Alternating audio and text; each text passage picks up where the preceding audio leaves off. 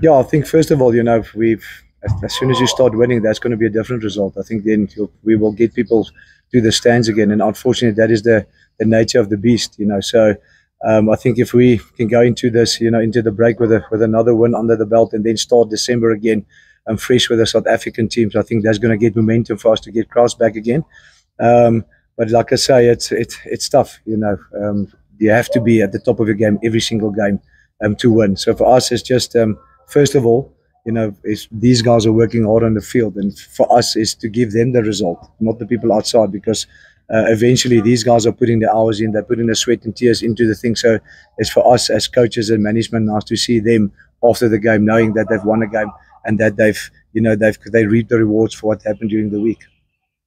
Looking into this weekend, looking at how the team was able to sort of grind physically last week, how important was that element?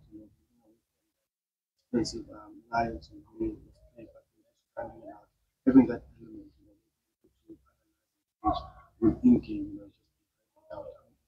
No, very important. I think we don't, sometimes we as Lions, we want to play this expanded brand of rugby, but and in that we're also playing into some teams' hands. So sometimes the forwards, Asia, the big guys up front is going to roll up their sleeves and have to go through them rather get around them, because some teams is very easy to take you to the edge again, and then from the edge they can fire off the line and put pressure on your attack. So for us, is to earn the old saying, you have to earn the respect to go wide again. That's the way of the Lions. If teams are rushing on us, we can't just play back and go to the edge, because that's what they want, and we have to go through them. Just fully. We have to go through them first and earn the right to go around them, because if you're not going to go through them, the second and third phase, they're just going to rush off the line and put pressure on you. Yes. Yes.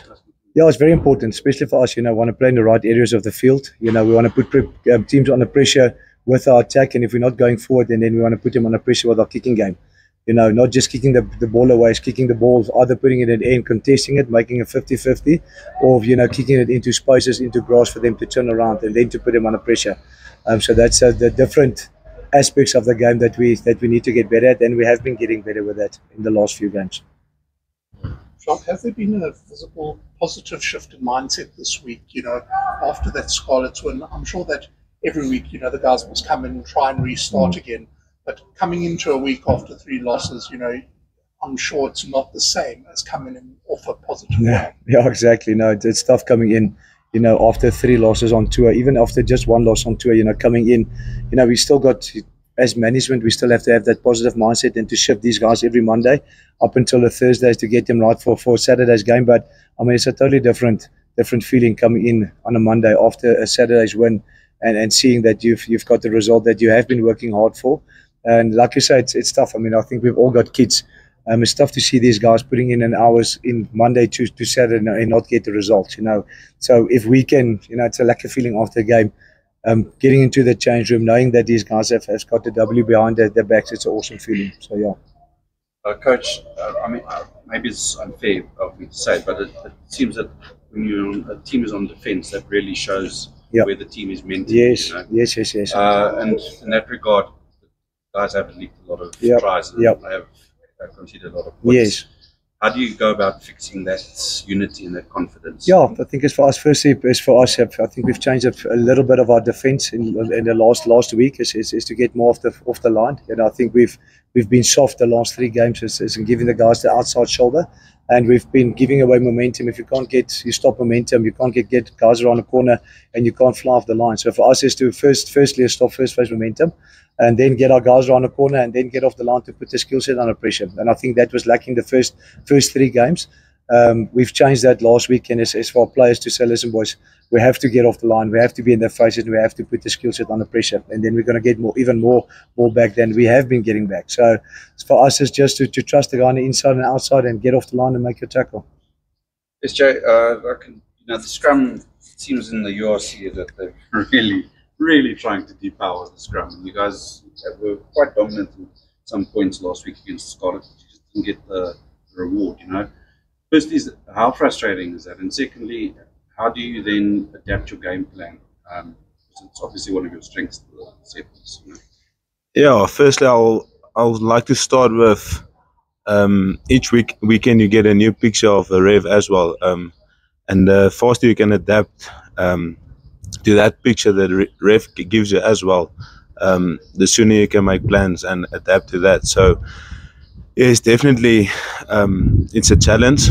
It's never easy, set piece wise, but we're always up for it in front. So for us to prepare well and stuff like that is very important set piece wise, so we can capitalize on that over the weekends. But adapting in the games must happen as soon as possible. So, but how do you go adapting? What's plan B if you're not getting purchase at scrum time? You know, it depends on the picture you get. Obviously, we have our structure, the way we scrum. So if that's not working, we will get together and come up with a plan.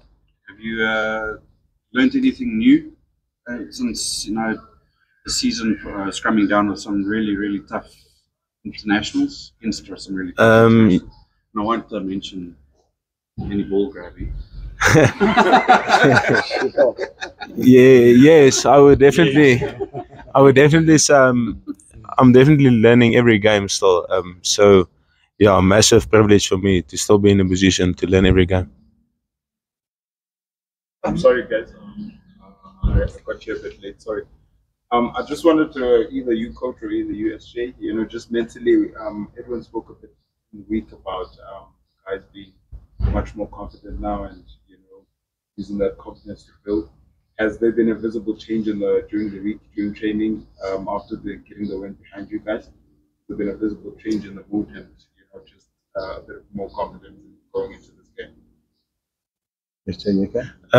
Yeah, from my side, I'll definitely say yes. There is a massive difference in the group, the attitude towards the guys, and that's what winning does to a team.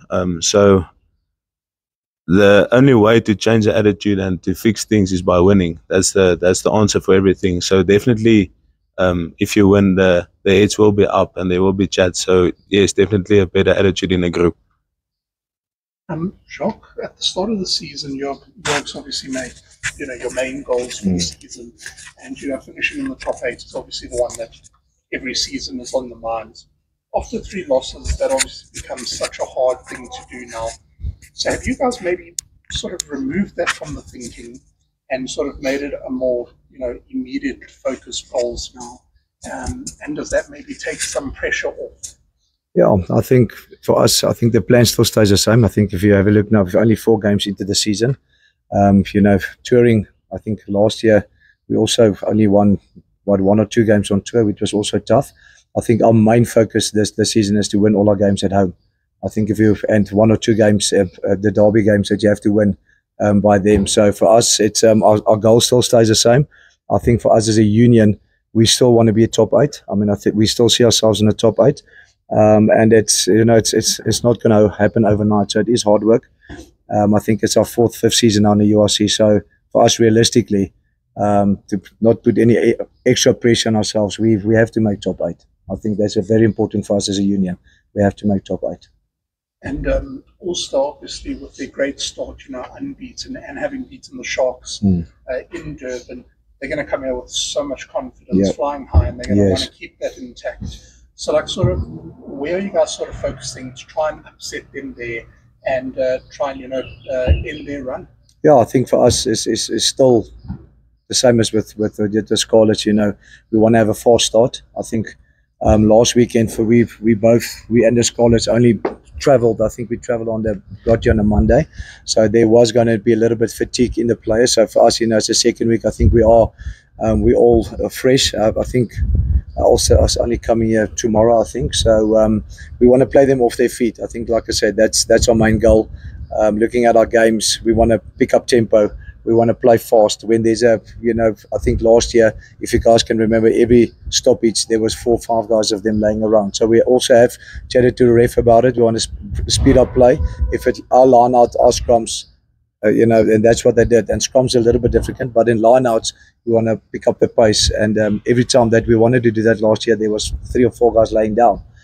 We have mentioned that to Top, and he has spoken to the refs about it. So I think with that respect, we want to pick up the pace the first 20-30 minutes, and then you have to be physical against the Irish side. You can't expect to play this wide expanse. You have to be physical with them as well. So I think we've got the right plan. It's just now to execute that plan and then just to play for 80 minutes.